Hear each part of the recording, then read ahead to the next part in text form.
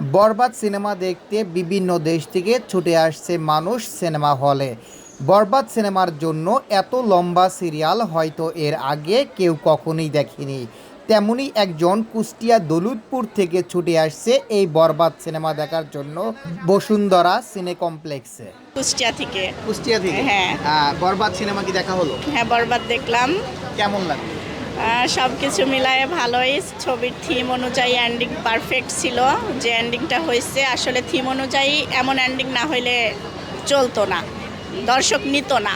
মানে আমি as a দর্শক হিসাবে আমার মনে হয় না এন্ডিংটা যদি অন্যরকম হইতো তাইলে ভালো হইতো।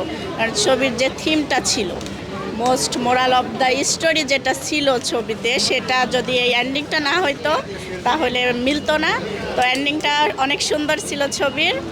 আর মানে সব কিছু অনেক সুন্দর, প্রত্যেকটা অ্যাক্টরের অ্যাক্টিং অনেক সুন্দর, মানে সব কিছু এভরিথিং সব কিছু সুন্দর ছিল। 10-এ কত দেওয়া যায়?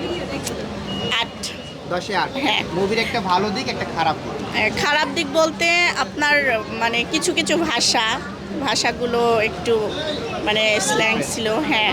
আর ভায়োলেন্স ছিল বেশি, মারামারি কাটাকাটির বিষয়টা আরেকটু মনে হয় নর্মাল করলে ভালো হতো। কারণ অনেক মানে রক্ত একটু বেশি দেখাই ফেলছে, এগুলো তো সবাই নিতে পারে না। কারণ বাচ্চা নিয়ে কি মুভিটা কি দেখা যাবে?